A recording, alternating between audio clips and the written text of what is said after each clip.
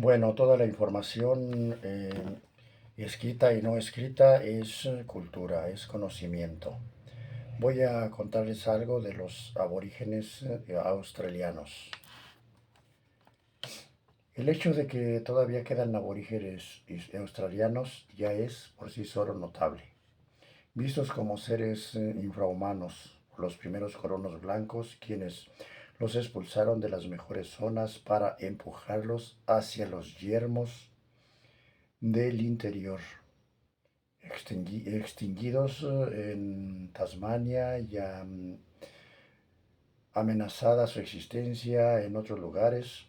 Su número descendió de los 300.000 que poblaban Australia al llegar los europeos, hasta los escasos 45.000, incluyendo mestizos.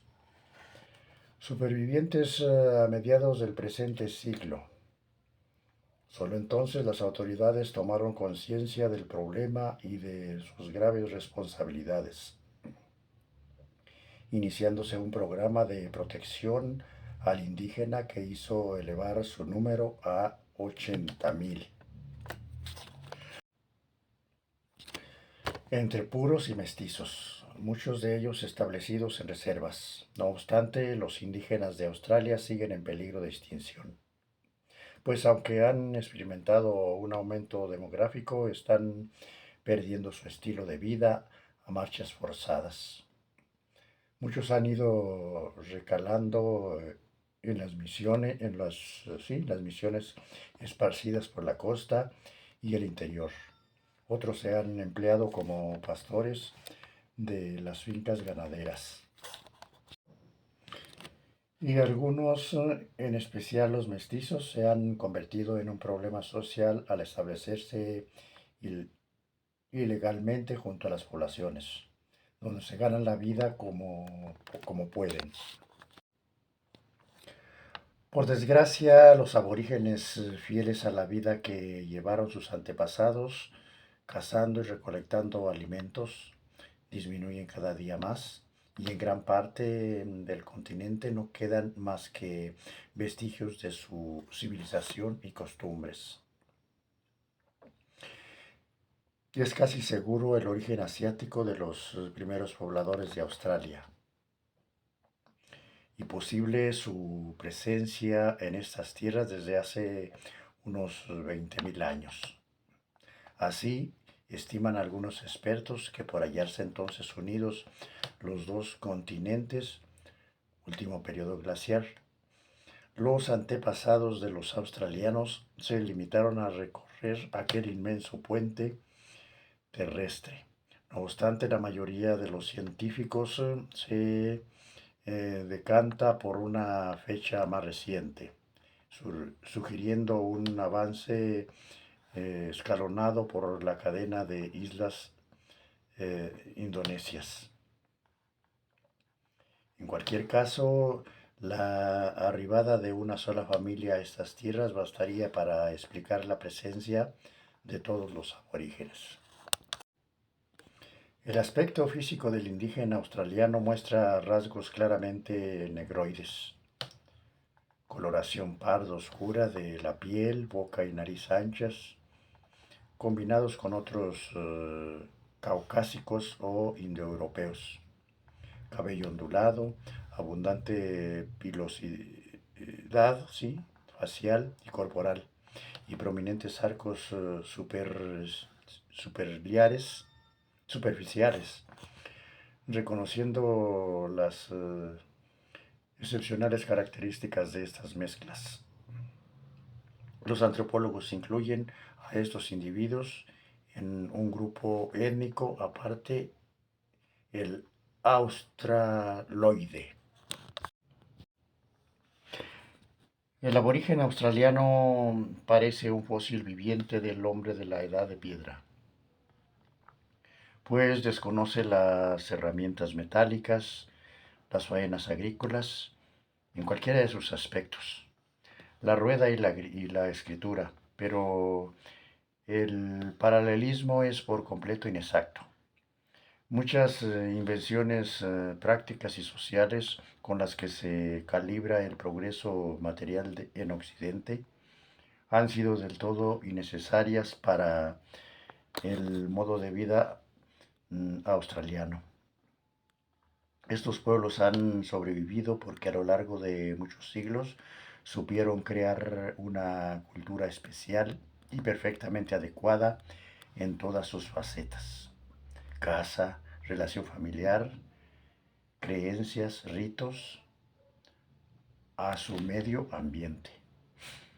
No pensaban así los colonos británicos llegados a Australia, desde que en 1788 el capitán Cook desembarcara en Botany Bay, pues creyeron encontrarse ante un pueblo primitivo y atrasado, inmerso en la edad de piedra, recién salidos de un país que comenzaba a experimentar los dolores del gran parto industrial. Fueron a topar con unos pueblos provistos de tecnología y armamento notablemente sencillos. Para empezar, erguían los blancos. Los indígenas no trabajaban en los campos ni poseían animales domésticos. Más tarde se comprobó que en Australia no había ninguna especie domesticable, salvo el perro, ya introducido en el continente por los aborígenes. Y es notoria, por otra parte, la imposibilidad de montar u ordeñar canguros. Se pensaba también que los aborígenes no practicaban la agricultura por ignorancia. Hoy tenemos la absoluta certeza de que los pueblos norteños la conocían, pues ciertos pescadores de los célebes que pescaban una especie de babosas marinas en aguas australianas para venderlas luego en China, y enseñaron a los aborígenes a construir sus piraguas. Solían plantar tamarindos en torno a sus poblados temporales. Los colonos de entonces y muchos blancos en la actualidad no comprendieron que una sociedad de tan rudimentaria tecnología pudiera en cambio poseer una estructura social en extremo compleja y desarrollada. El apego de los indígenas a su cultura y creencias, con el consiguiente rechazo de los valores europeos, bastó para considerarlos incapaces de progresar. Está muy extendida la creencia de que los aborígenes australianos son esencialmente errantes, viajando sin descanso por el desierto en busca de agua y alimentos. En realidad algunos lo fueron. Otros, como los Pintubi, siguen siéndolo hasta ahora, pero la mayoría jamás practicó tan arduo género de vida.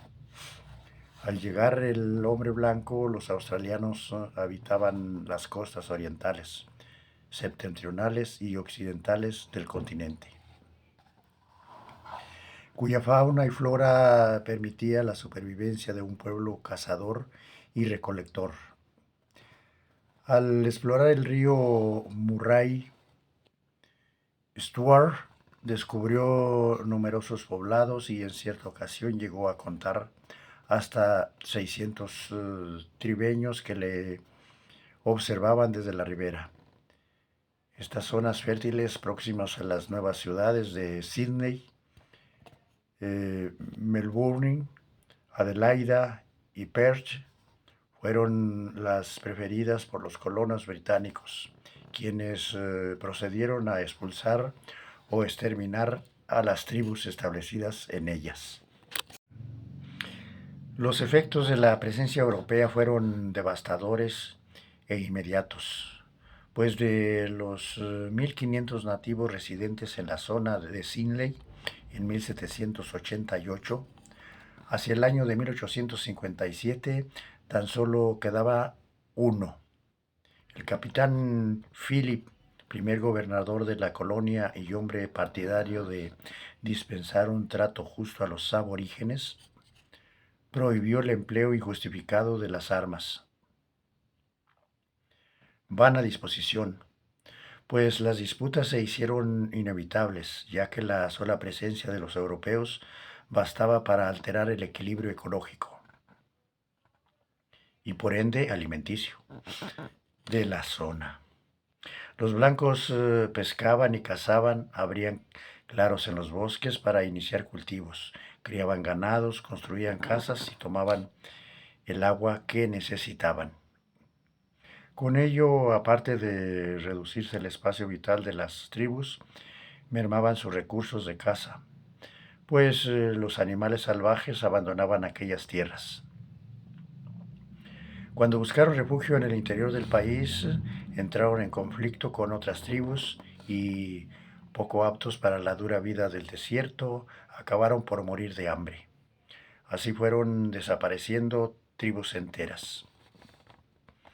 En poco más de un año, la viruela hizo estragos entre los aborígenes, agravándose más tarde su situación con la llegada de otras enfermedades europeas, como la gripe, el sarampión, la varicela, la tuberculosis. Todas ellas se cobraron un altísimo precio en vidas, dado que los naturales del país carecían de las necesarias defensas naturales. Algunos nativos, tanto en el desierto como en la costa, conservan su antigua cultura. Incluso quedan tribus como las establecidas en el desierto de Gibson que jamás han mantenido contacto con los blancos. Sin embargo, la vida de la inmensa mayoría ha sufrido cambios de considerable entidad. Para instalarlos en reservas, los blancos atraparon uno a uno a los aborígenes. En la mayoría de casos, no obstante, tales extremos fueron innecesarios, pues las reservas y demás establecimientos les proporcionan un techo y ciertas herramientas muy codiciadas, como el hacha de acero, gozan de absoluta libertad de movimientos y en general se someten a la autoridad de sus propios consejos. Los sureños, quienes sufrieron los primeros y más duros embates de la colonización europea, han abandonado casi del todo la antigua organización tribal. En cambio, el panorama en las áridas tierras septentrionales es muy diferente, pues hasta el actual siglo apenas se había eh, insinuado una relación estable con los blancos. En muchos lugares predomina la población autóctona sobre el blanco, empleándose sobre todo en faenas de pastoreo por cuenta de grandes ranchos. Gracias a la escasa presencia blanca, así como a la protección facilitada por las misiones y los servicios gubernamentales, en estas zonas han sobrevivido muchos aborígenes, conservando gran parte de su cultura.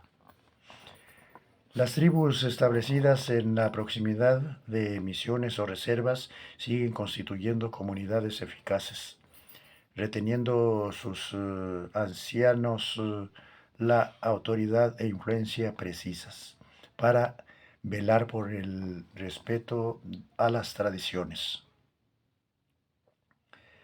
Los Muncan de Aurukun, en la península de Cabo York, siguen celebrando sus ceremonias de iniciación y demás ritos. Hablan el propio idioma en vez del inglés. Se rigen por sus leyes matrimoniales y viven de la caza y la recolección. Los Pintubi no han abandonado las inmensas regiones desérticas del centro, mientras que otros grupos aborígenes se mantienen perfectamente en algunas zonas costeras. Los Lardil de la isla Mornington, en el Golfo de Carpentaria, han sabido defender sus peculiaridades comunitarias y observan muchas de sus típicas costumbres tradicionales. Todas estas tribus siguen procurándose el alimento con los mismos medios empleados por sus antepasados.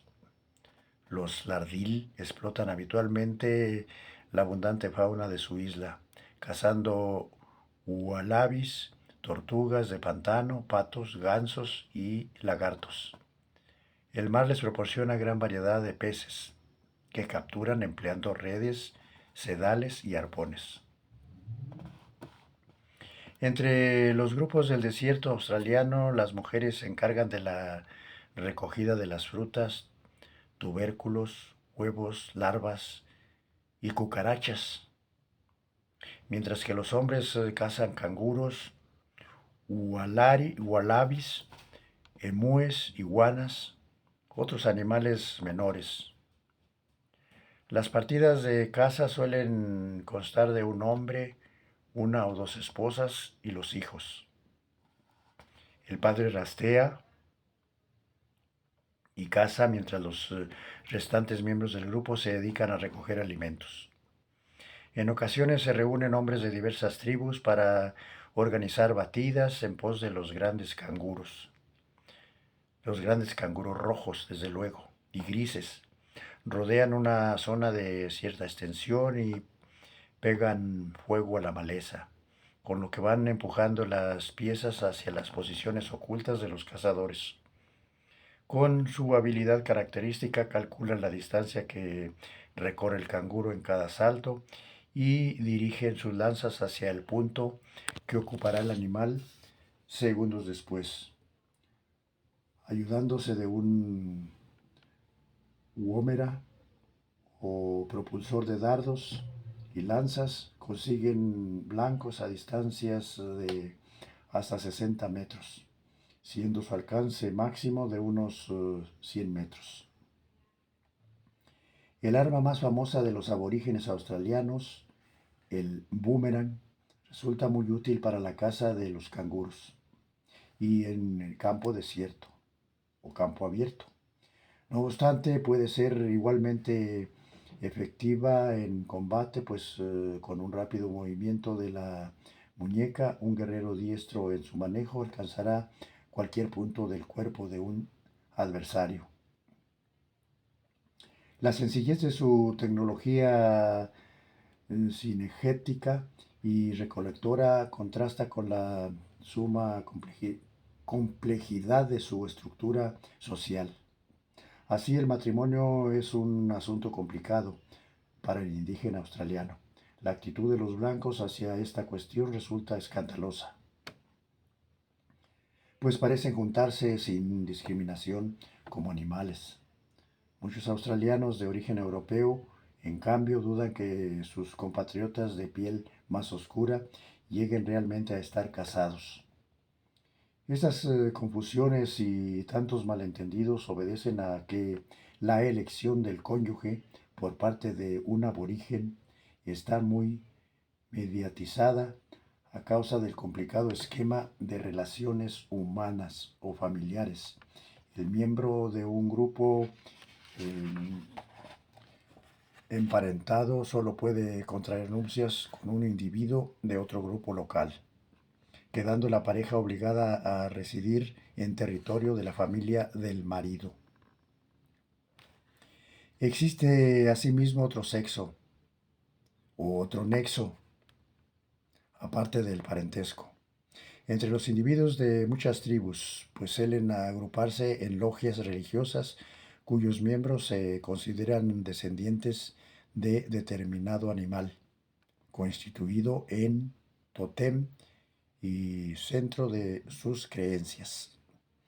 El origen de los animales totémicos se remonta a una edad intemporal llamada época onírica.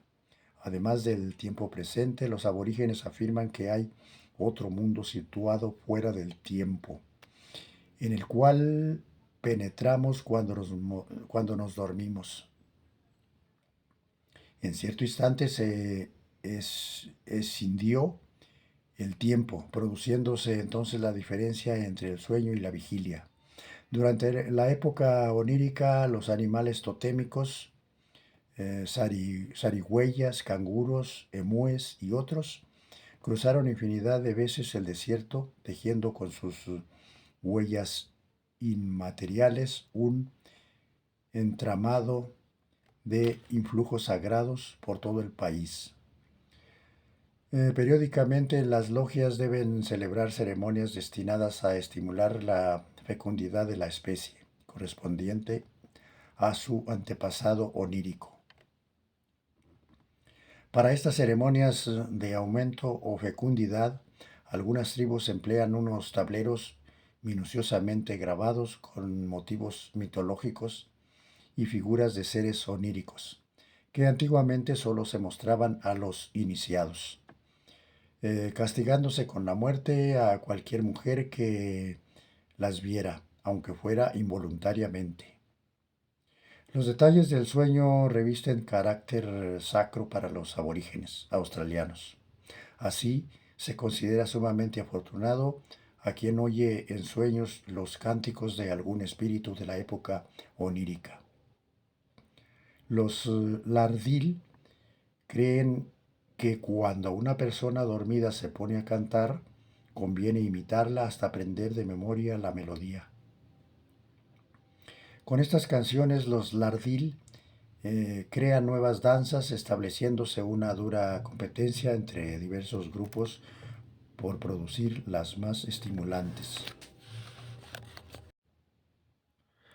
La temática suele circunscribirse a las andanzas de los cazadores y a sus presas terrestres o áreas, si bien un baile importante puede centrarse en un solo ser mitológico, como la serpiente del arco iris, que murió abrazada en la época onírica. Gran parte de la vida ceremonial gira en torno a los niños, desde su nacimiento hasta el momento culminante de la iniciación o paso a la edad adulta.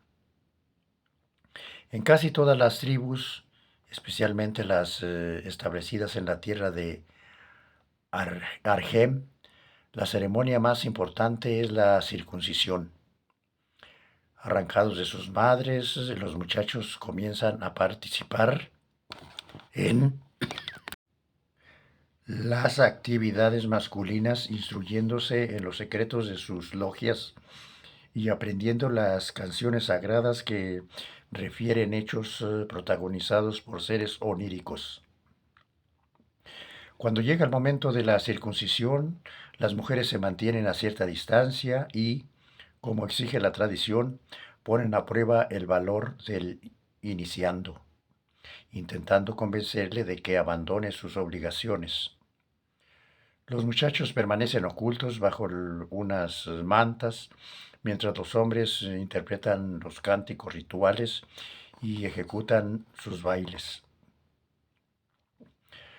Auto seguido, los danzarines se embadurnan el cuerpo con carbón vegetal y ocre rojo y, practicándose incisiones en los brazos, derraman su sangre sobre los novicios.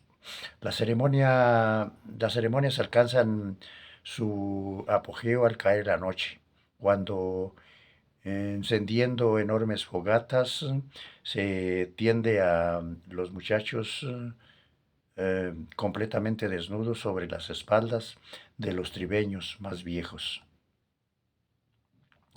La circuncisión debe resultar en extremo penosa.